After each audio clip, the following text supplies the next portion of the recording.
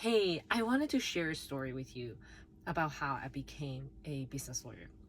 So I grew up in a business family. We own a small restaurant. We owned a couple of retail stores when I was growing up. So we have had, um, you know, a pretty comfortable life at some point. But we have also had really tough times because it was a small business family. My dad was the patriarch, and he was the person. He did everything. He ran the businesses, and he didn't have any advisors by his side. He just didn't. I just think it didn't occur to him that he needed to have lawyers. Needed to have, we had an accountant to help with bookkeeping and stuff. But no, he never had a lawyer. He signed all his contracts on his own. He just signed all his leases, everything. He just did everything on his own. What really ended up happening was that, you know, when you face, I mean, businesses, that's how it is. There's ups and downs, and the market and your product, you're not having product market fit, whatever. So we have faced various storms, but there was one particular storm that really hit us super hard. It was a business fallout. My dad had a business fallout in his restaurant business with his other partners. And he got really screwed over, super screwed over, to the point that we have to give up our other businesses. And as a chain reaction of that, you default on payment, rent. First business falls apart. Then you have a chain reaction of everything falling apart. What really at the end of that, what happened was that we lost all of our businesses overnight. We had to put our house on short sale, foreclose, pre-foreclosure, and we lost everything overnight. That was how that was the backdrop of how I thought I needed to become a business lawyer, because I wish I had advised him. I wish I knew how important it was to make good business deals, to understand what contracts he was signing, to help, to be there for him, and for our family. So when I had the opportunity to go to law school, it never crossed my mind that I would do any other kinds of law other than business law, because that's the area I want to really get good at. And I want to be there for my family and for others who are in a similar position. So that's how I got into business law.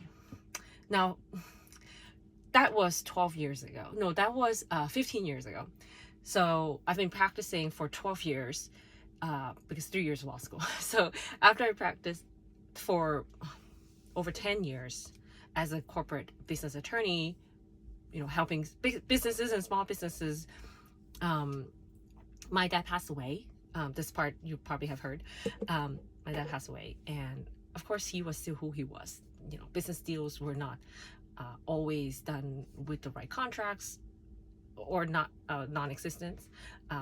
Records, certain things just cannot be tracked down. So that's how, when he passed away, it became really challenging for the family to track down what we owned, and to go through that process, right? The administrative process to sort through his estate. So it became really messy. It became, conflicts time and all of that, because my dad was in Hong Kong. I'm here. So anyway, so that was the turning point for me to really take a different look at my career, as in what I really stand for, who do I really want to protect, who do I really want to represent.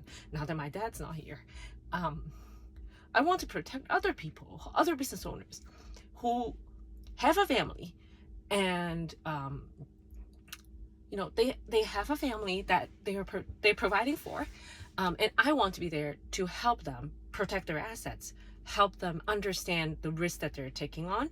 How do you deal with you know, what my family had gone through, right?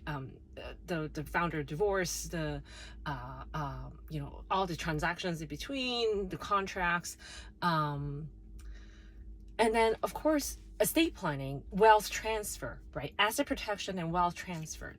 That's really, those are the most important things a family, a loving father, mother, need to think through if you own a business, is how do you protect your assets, your business assets, as you're running the business, but then how do you get it organized and thought out and smoothly transfer that wealth as in not just the financial wealth, but also the intellectual wealth. How do you do business? How do you manage business? That wealth also gets transferred. What defines your family? What's your family values? So that the whole, all the aspects of a business owner family gets protected in a way. So that's how I decided to start my firm and really focus on working with business owner families, working with families, and particularly business owner families. And I really hope to be able to be there for them, just like I wish I was there for my dad, as their businesses grow, and it needs to be protected, and it needs to be transferred at some point.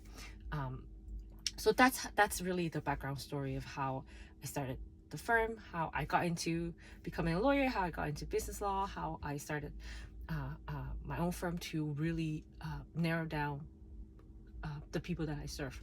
I hope this is good background for you. If there's anything good from this, can make another video for it, or we can talk about it more. All right, talk soon.